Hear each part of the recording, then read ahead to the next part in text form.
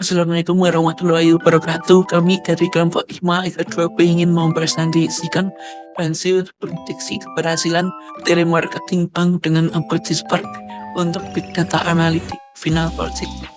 Perkenalkan, saya Fauzan Darmawan, absen 8. Perkenalkan, nama saya Isat Sabda PM, absen 11. Perkenalkan, saya Robi Chandra Makutarama, absen 21. Latar belakang dan masa konteks di bisnis yang menggunakan telemarketing untuk menawarkan deposito berjangka. Kemudian metode saat ini cold calling atau menelpon acak ribuan nasabah. Kemudian masalahnya ada di biaya operasional yang sangat tinggi seperti gaji, telesales dan pulsa. Yang kedua, waktu terbuang persuan, dan yang terakhir, konversi rendah karena target tidak spesifik. Nah, kemudian tujuan proyek kami yaitu memberi solusi untuk membangun model prediksi menggunakan Apache Spark. Kemudian targetnya adalah mengidentifikasi nasabah dengan probabilitas tinggi untuk setuju atau yes. Kemudian meningkatkan efisiensi dan hanya menghubungi nasabah potensial atau priority list. Kemudian di dataset overview, kami mengambil sumber data dari ECR Machine Learning Repository atau data bank Portugis dengan total data sekitar 45.000 record. Kemudian variabel utamanya target atau Y, yaitu perlangganan deposito, yes atau no. Kemudian demografis, yaitu usia, pekerjaan, status pernikahan, dan pendidikan. Kemudian di finansial ada saldo, KPR, dan cicilan. Dan yang terakhir yaitu kampanye, durasi telepon, dan frekuensi kontak. Kemudian eksplorasi data atau key insight and balance data, yaitu mayoritas nasabah menjawab no. Model harus fokus pada prediksi kelas minoritas atau yes. Profesi potensial, yaitu volume tinggi atau manajemen.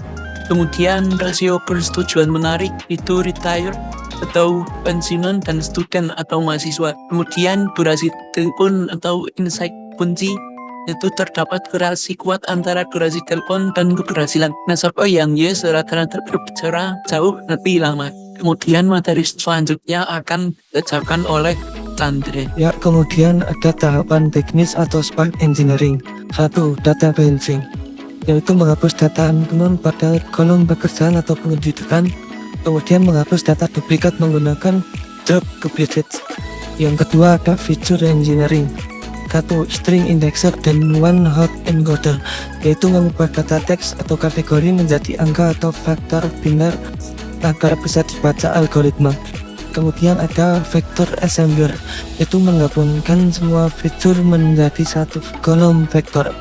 Kemudian ada standar scalar, yaitu menyeragamkan skala data, bisa menyeimbangkan skala saldo dan umur.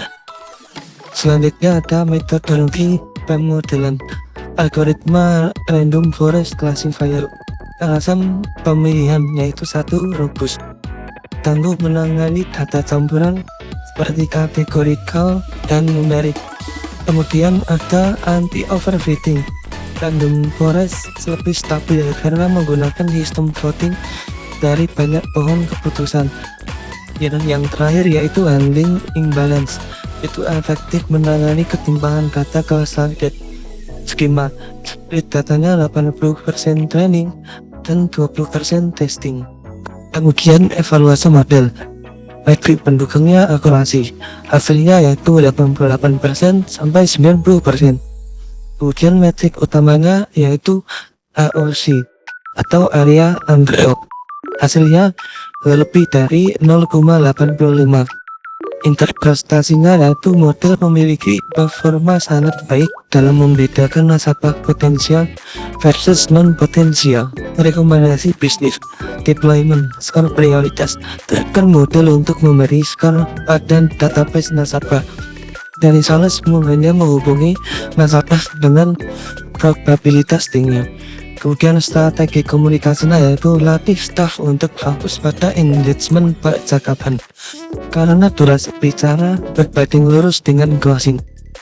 Dan yang terakhir segmentasi, buat kampanye khusus untuk segmen pensiunan, dana dari tua dan manajemen, yaitu pertumbuhan aset. Dan untuk kesimpulannya, Penggunaan apatis Spark untuk memprediksi target telemarketing dapat mengubah strategi random calling menjadi targeted marketing yang secara signifikan mengurangi biaya dan meningkatkan konversi deposito.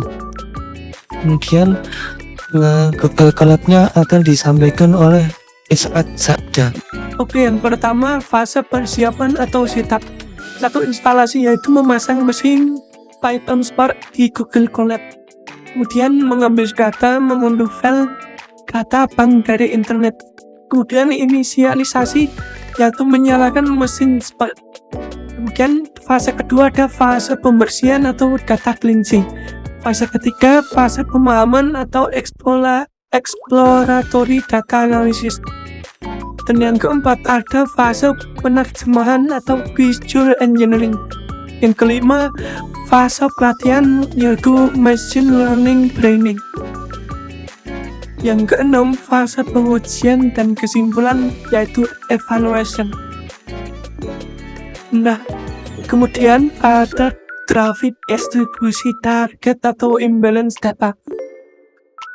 Apa yang ditampilkan yaitu grafik batang ini menunjukkan jumlah nasabah yang menolak no versus menerima atau yes tawaran deposito. Batang biru tua no sangat tinggi, hampir mencapai 40.000 data. Batang hijau yes jauh lebih rendah, hanya di kisaran 5.000 data.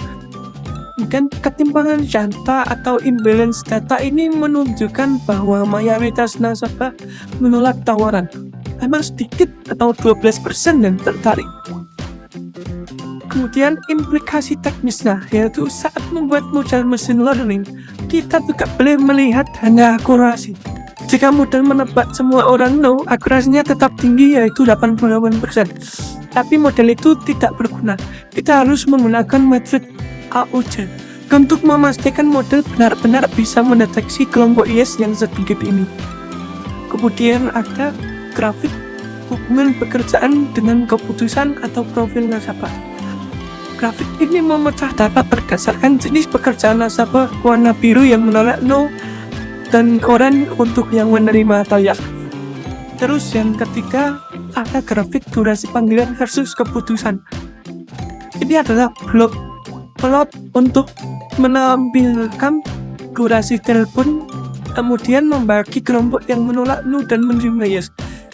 Kelompok 0 atau kiri kotaknya pendek dan posisinya di bawah dekat angka 0 sampai 300 detik. Ini berarti nasabah yang menolak biasanya mematikan telepon dengan cepat. Kemudian kelompok yes yaitu kelompok yang kotaknya jauh lebih tinggi dan lipat. Garis tengah median berada di posisi jauh lebih tinggi dibandingkan kelompok 0. Banyak titik-titik outlier yang menjulang tinggi ke atas. Kesimpulannya, siapa yang harus ditelepon? Prioritaskan nasabah dengan pekerjaan manajemen atau retirement. Apa indikator suksesnya?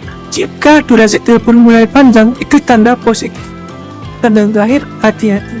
Karena datanya imbalance, model prediksi harus disetting khusus